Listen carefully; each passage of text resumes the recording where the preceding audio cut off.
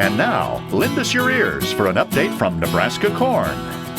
On this week's program, Jeff Wilkerson, Director of Market Development with the Nebraska Corn Board. Jeff, let's start by talking about the Next Generation Fuels Act. It is a bill that was introduced in the U.S. House recently. Give us quick the summary of the Next Generation Fuels Act. This legislation is something that would transition the U.S. fuel supply into what we believe is a cleaner and better fuel. And what I mean by that is we're looking for higher octane and lower carbon. We know that there's a lot of focus on carbon right now, and at the same time, automakers are trying to make efficiencies in terms of fuel economy. And the way to do that is to produce higher compression engines that require more octane. This is a pretty big opportunity for ethanol, isn't it, Jeff? Absolutely. What we're talking about here is increasing the octane above what we're currently seeing, and that would probably open up the door for blends like E30, a 30% blend of ethanol. And the reason is because ethanol is not only the most affordable, it's also the cleanest option for refiners to increase octane. So ethanol is positioned perfectly to reduce greenhouse gas emissions, improve air quality, but at the same time increase fuel efficiency for not only automakers but also consumers.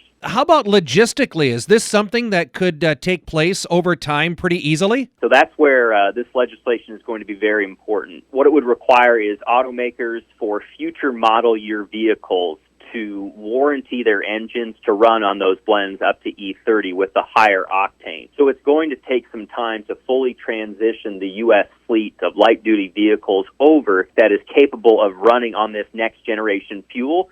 But the key is we have to start now. Now that the bill has been introduced, what is its path forward? So I think it's going to take some time here, Chad. With the presidential election, there's probably not going to be much moving over the next month or two. We hope to find more partners in Congress who are interested in this, but this is where the future is going. As long as we're talking about ethanol, some work that ethanol is doing in the month of October, it's called Fuel the Cure promotion. What's the summary on that, Jeff? So every October, the Nebraska Ethanol Board, Renewable Fuels Nebraska, and the Nebraska Corn Board do a promotion called Fuel the Cure. You fill up with higher ethanol blends across the state of Nebraska, and the participating retailers donate 3 cents per gallon to breast cancer research at the Fred and Pamela Buffett Cancer Center. How do we find the participating locations, Jeff? Well, we've recently rolled out a new website called Fueled by Nebraska. Specifically in October, if you go to fueledbynebraska.com/pink, you can find all the stations that are participating. We really appreciate those stations that are joining us in this effort. You know, they're donating some of their own money from their fuel sales to the Fred and Pamela Buffett Cancer Center for this research. It's a big move from them, and we really appreciate their support. Jeff Wilkerson, Director of Market Development with the Nebraska Corn Board, on this week's program. Chad Moyer reporting.